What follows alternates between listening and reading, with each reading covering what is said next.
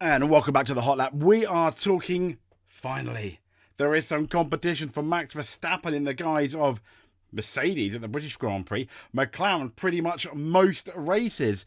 We are set for an exciting second half of the season. Heck, if you listen to Martin Brundle, we've potentially got an exciting 18 months.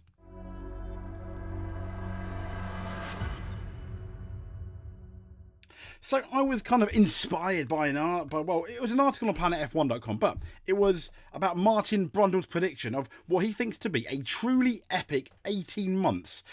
So Red Bull may no longer, as we all know, be the fastest car, but with that playing a part in creating a sixth, yeah, you heard that, 1, 2, 3, 4, 5, 6. I just said loser, no, never mind.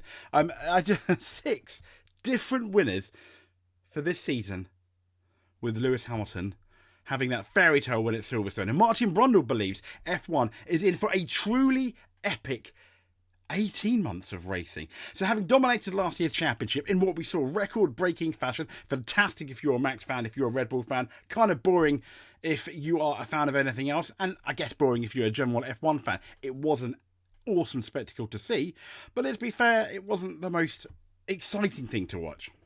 So he won the most wins in the championship and he had the biggest margin.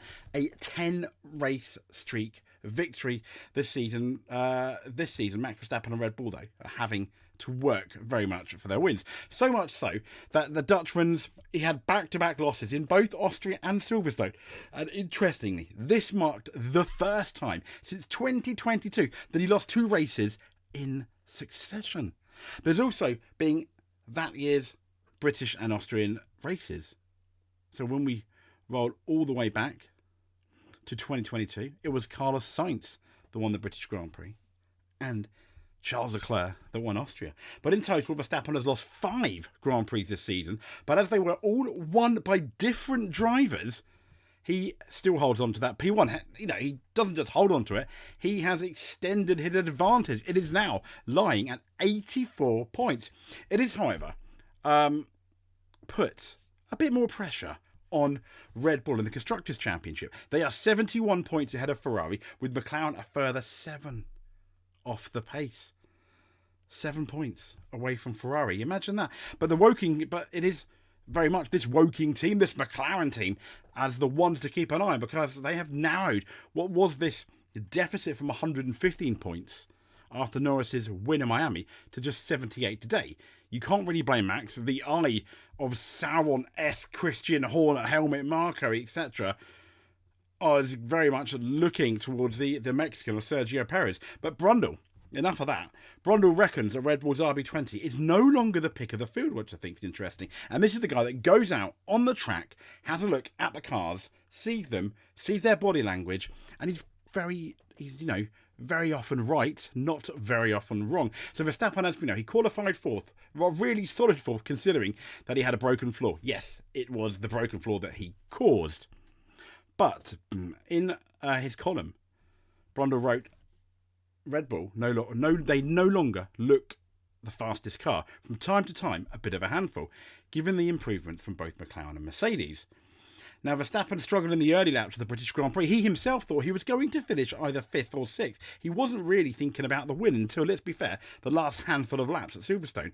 But he recovered in that final stint, an awesome stint on the hards, the right tyre, Red Bull strategy on point by finishing 2nd. But Brundle said Verstappen lacked dry pace in his Red Bull in what was the early stages, and says he was imagining 5th or 6th place finish, but he stuck with it, worked well with his engineer and fired up his new hard compound tyres. To the point where he was catching both Norris and Hamilton. He easily dispatched Norris, who was struggling finding balance on the soft tyre. The longer this went on for, the more poor Lando struggled. But he then closed through within a second and a half of Hamilton when the checkered flag was waved. Max is not the fourth driver to feel he should have won the race. He was pleasantly surprised with 2nd place. Now, speaking of the 4 drivers, you're looking at George Russell, Lando Norris, Oscar Piastri in terms of pace until McLaren screwed him over, and George Russell.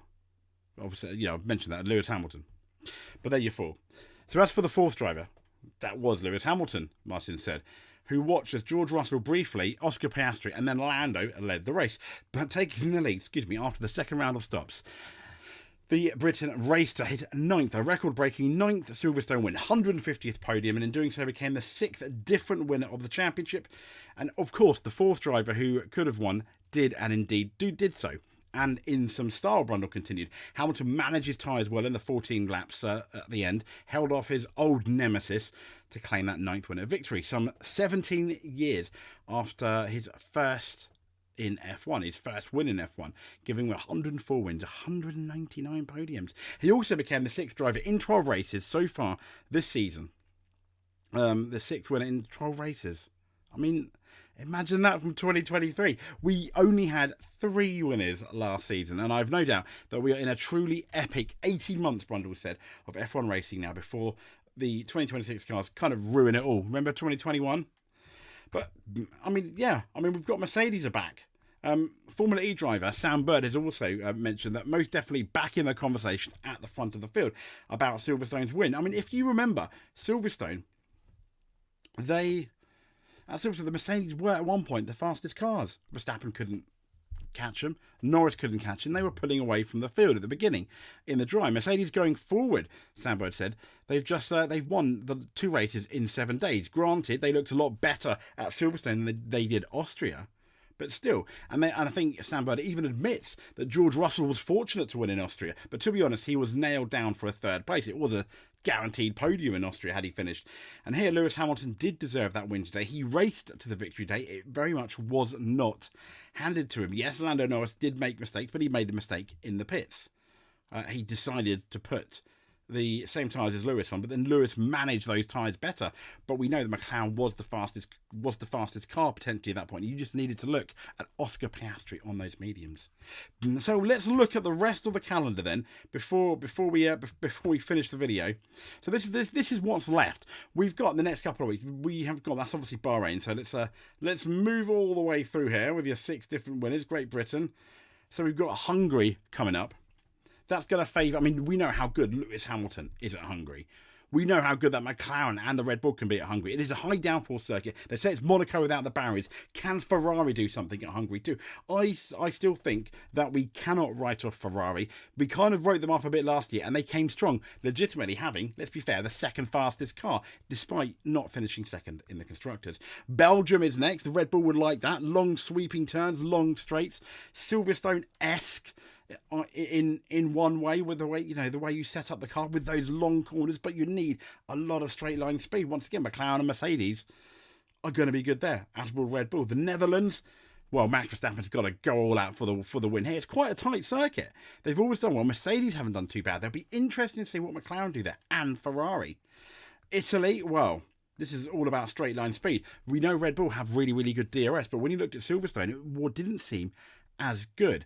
This is the one outlier. I wouldn't have a clue of what's happening there. But then in September we go to Azerbaijan, which is a street track, albeit very fast. Red Bull are good at fast, but you need to be good over those curbs, and that's something that Red Bull struggle with in Monaco and Singapore last year. Now the cars are a lot closer. And speaking of Singapore, that's the 2nd race. That's the 2nd race, 3rd race in September, kind of, if I'm honest, actually, when you look at the dates. But once again, is that going to be a happy Red Bull hunting ground? Last year suggested no. Monaco suggested no. We might get an inkling from Azerbaijan. United States Grand Prix. Well, that's another one. A really, really good circuit with slow corners and fast corners.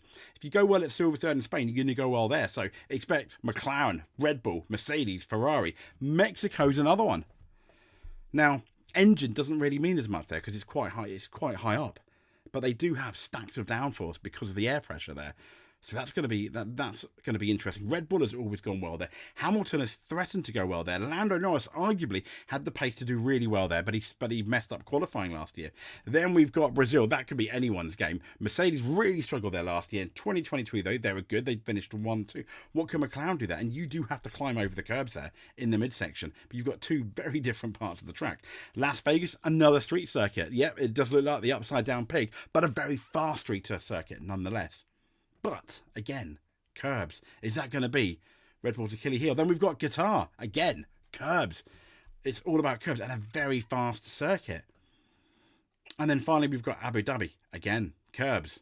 You need to be good on the, it does have plenty of curves that you need to be able to ride. So it's going to be really interesting. I think we are in for a very interesting second half of the season. We'll see how Hungary and Belgium go. And if they're as good as the last 6 races, let's say, with 6 different winners, I don't know if we're going to have a fight for the Drivers' Championship, certainly for the Constructors' Championship. But I think at absolute minimum, what most F1 fans want, though, is going to be a fight for the race win most weekends. If you like what you see, give us a subscribe. That would be absolutely amazing. If you want to give us a like and a subscribe, you're a multiple world champion in our eyes. Thank you very much. We'll speak to you soon. As I try and press that outro button. Done it.